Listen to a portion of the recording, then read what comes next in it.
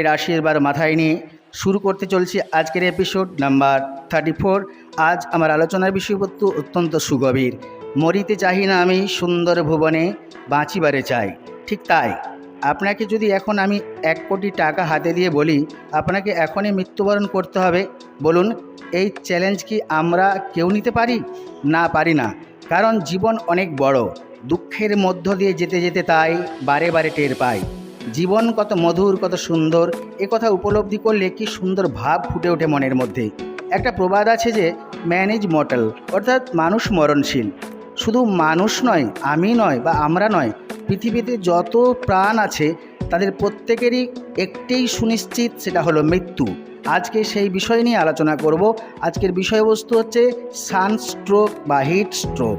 কীভাবে হয়, কেন হয় এবং আপনার জীবনে একবার হলেই আপনার জীবনের পরিসমাপ্তি হয়, সেই নিয়ে আলোচনা।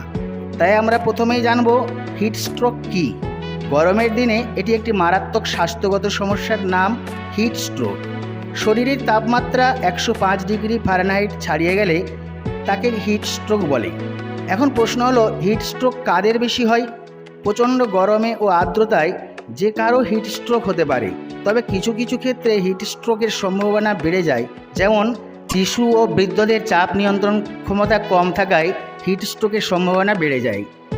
এবং যে সকল লোক অর্থাৎ কৃষক, শ্রমিক, মুটে খালাসি প্রভৃতিরা যারা যে কাজের সঙ্গে যুক্ত আছে তারা যদি সর্বক্ষণ রোদে বেশিক্ষণ দাঁড়িয়ে থাকে, সেই ক্ষেত্রে সেই সব কৃষক শ্রমিকদের হিট স্ট্রোক বেশিরভাগ ক্ষেত্রে হয়ে থাকে। এখন হিট স্ট্রোকের লক্ষণগুলো কী কী?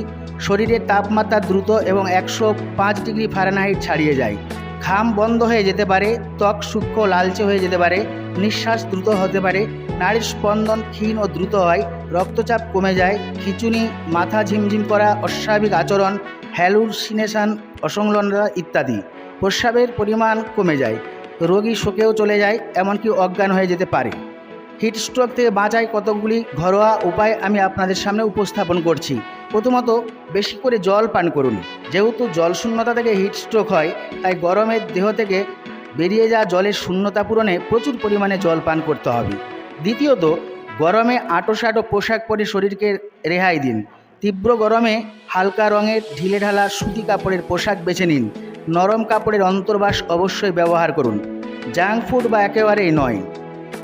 জাঙ্ক ফুড, হ্যাঁ, যা একেবারেই নয়। মারাত্মক গরম পড়লে ফাস্ট ফুডকে বিদায় জানিয়ে দিন, কেননা এতে থাকা অতিরিক্ত লবণ, তেল গরমে আপনার শরীরকে আরও বেশি ক্ষতিকর অবস্থার দিকে নিয়ে যায়। শরীর ঠান্ডা থাকে এমন ঘরোয়া তৈরি খাবার খান। চতুর্থত, স্নান করুন যতবার সম্ভব। প্রচণ্ড গরমে শরীরের তাপমাত্রা যাতে সীমা অতিক্রম না করে, এজন্য যতবার সম্ভব স্নান করুন, তবে ঠান্ডা এড়িয়ে চলুন। পঞ্চমত, দুপুর 12টা থেকে 2টা পর্যন্ত ঘরের মধ্যে বা ছায়াতে থাকুন, কারণ দুপুর 12টা থেকে 2টা রোদের তীব্রতা সবচেয়ে বেশি হয়ে থাকে। আপনি যে কোনো জায়গায় চাকরি করেন না কেন, অবশ্যই উল্লিখিত জিনিসগুলো রাখবেন, যেমন ছাতা, টুপি, সানগ্লাস এবং অবশ্যই জলের বোতল। বারবার হাত মুখ ঠান্ডা জলে ধুয়ে নেবেন। সপ্তমত, চা, কফি, কোল্ড ড্রিঙ্কস বর্জন করাই ভালো, বরং তার বদলে মৌসুমি বা ফলের রস বেছে নিন। সুস্থতা, সতেজতা দুটোই একসঙ্গে পাবেন। প্রখর রোদে দাঁড়িয়ে থাকা এড়িয়ে চলুন।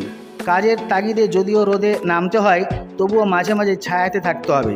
নবমত, খাদ্য তালিকার পরিবর্তন করুন। সবজি ও ফল দৈনন্দিন খাদ্য তালিকা থেকে ভুনা, খিচুড়ি, বিরিয়ানি জাতীয় খাবারগুলোকে কিছুদিনের জন্য বিদায় দিন। কম তেলে রান্না খাবার আপনাকে এই গরমে সতেজ রাখবে। সর্বশেষ অর্থাৎ 10 নম্বর পয়েন্টটি হলো তাপমাত্রার পরিবর্তন খেয়াল রাখুন। নিজের চারপাশে তাপমাত্রা খেয়াল রাখুন। শীততাপ নিয়ন্ত্রিত জায়গা থেকে হঠাৎ বেরিয়েই প্রচণ্ড রোদে চলে যাবেন না। আবার কখনো কখনো প্রচণ্ড রোদ থেকে এসে এসি বা শীততাপ নিয়ন্ত্রিত ঘরে ঢুকবেন না। শিশু ও বৃদ্ধদের এই ঝুঁকি বেশি, তবে সব মানুষেরই এ থেকে সাবধান থাকা উচিত।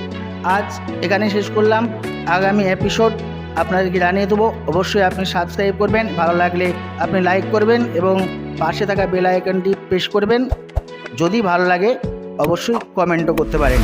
সকলকে ধন্যবাদ জানিয়ে এখানে শেষ করছি। নমস্কার।